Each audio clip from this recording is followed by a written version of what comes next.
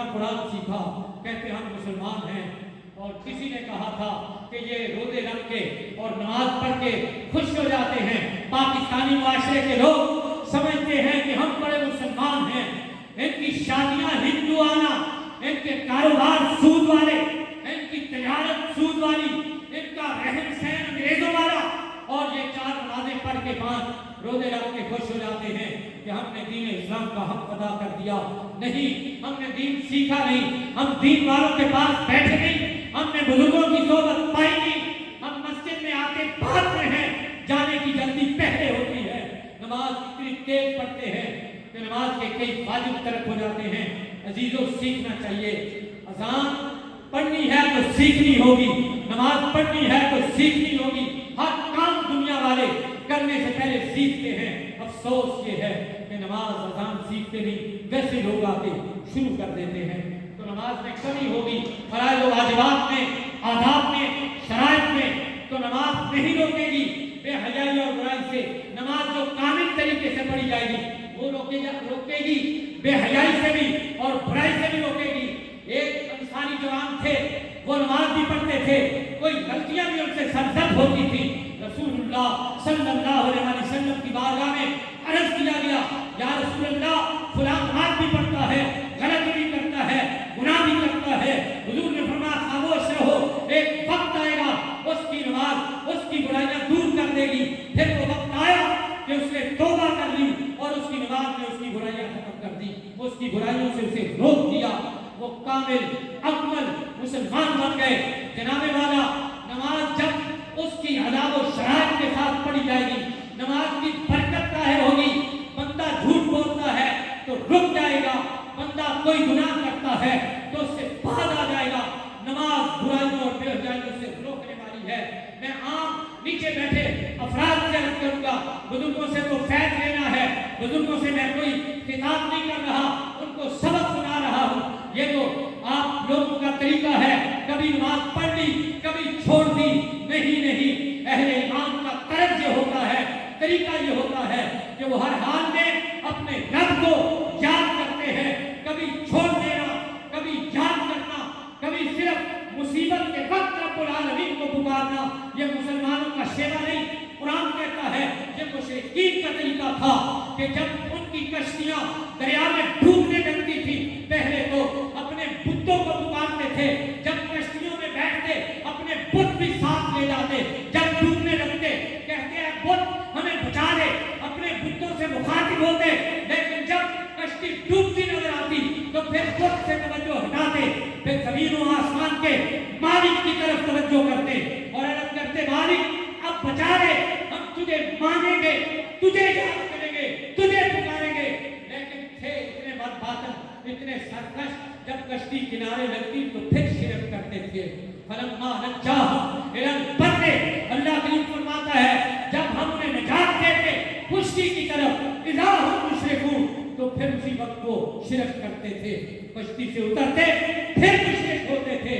تو کبھی کبھی رب العالمین کو پکارنا، مصیبت کے وقت پکارنا، یہ مشرکوں کا انداز ہے۔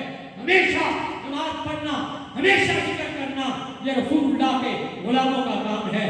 یہ نہیں آیا، ایسا نہیں ہے کہ دل میں آیا تو پڑھ لی، کبھی چھوڑ دی، کبھی ذکر کر لیا، کبھی چھوڑ دیا۔ یہ اہل ایمان کا شیوا نہیں ہے۔ رسول اللہ کے غلاموں کا شیوا تو قرآن نے بیان کیا، رجال لا تلہیہم تجارت ولا بیع عن ذکر اللہ، ہے کہ کچھ مرد ہیں دنیا میں، انہیں نہ تجارت روکتی ہے، نہ خرید و فروخت روکتی ہے، اللہ کے ذکر سے، اللہ کی عبادت سے وہ مشغول رہتے ہیں۔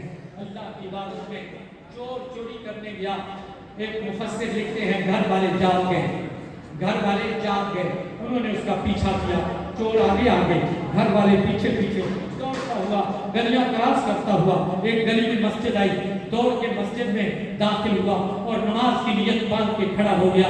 وہ لوگ بھی پیچھے داخل ہوئے، مسجد میں دیکھا تو ایک بندہ نماز پڑھ رہا ہے، کچھ نے کہا یہ نمازی ہے، کچھ نے کہا وہی چور ہے، انہوں نے کہا نہیں یہ نمازی ہے، چور نہیں ہے، کوئی اور ہے۔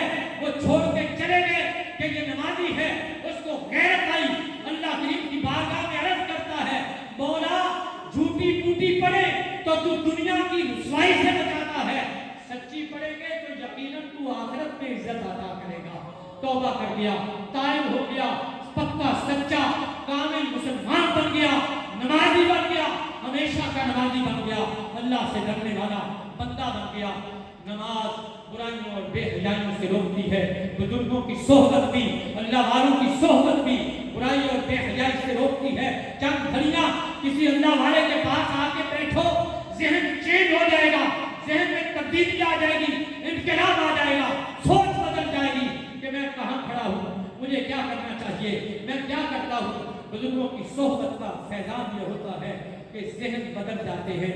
बंदे आते हैं तो चोर होते हैं, जाते हैं तो साले होते हैं। बंदे आते हैं तो बेनमाज होते हैं, जाते हैं तो नमाजी बनते जाते हैं। बुजुर्गों की सोहबत भी एक इक्सीर चीज है और नमाज भी एक इक्सीर है। अजीजों दोस्तों, हमें अपनी कोताहियां कमियां दूर करने के लिए, बुराइयों से बचने के लिए बुजुर्गों की बारगाह में हाजिर होते रहना चाहिए। और आज कितनी बड़ी हमारी खुशकिस्मती है कि हम नहीं गए, बुजुर्ग चल के आ गए, बुजुर्ग खुद तशरीफ ले आए। प्यासा पानी के पास जाता है, मगर जब कर्म गुनाहगार पे होता है तो रब ताला फिर या तो प्यासे के पास चश्मा जारी करता है, या रब ताला बादलों को भेज देता है कि मेरे गुनाहगार को, बंदे को प्यास लगी है, बादल बरस जाए। और कितना कर्म हुआ कि अल्लाह वाले आ गए। आज इनके चेहरे को देख के अल्लाह रब्बुल इज्जत की बारगाह में क्यों ना हम सच्चा अहद कर लें कि बारी ताला अब हम नमाज नहीं छोड़ेंगे, अब हम गुनाह नहीं करेंगे।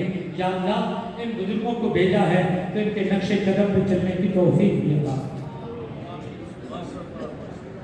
माशाअल्लाह फ़ज़ाइल नमाज बयान फरमा रहे हैं कि सामने साथी साहब हज़रत इमाम मौलाना मुफ्ती मोहम्मद सादिक हुसैन साहब। जनाब रसूल मकबूल सल्लल्लाहु अलैहि वसल्लम के लिए गुजारिश करूँगा हाफिज़ मोहम्मद आसिफ साहब और जनाब मोहतरम मोहम्मद फैसल साहब आप तशरीफ़ लाते हैं। हज़रत रसूल मकबूल से हमारे अज़ान को मुअत्तल फरमाते हैं। नारे तकबीर, नारे रिसालत, नारे तहक़ीक़, सना खान मुस्तफ़ा।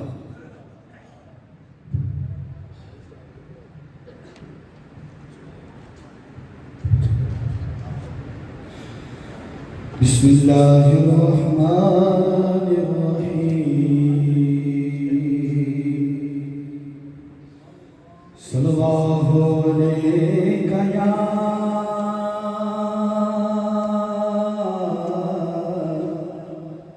या रसूल अल्लाह।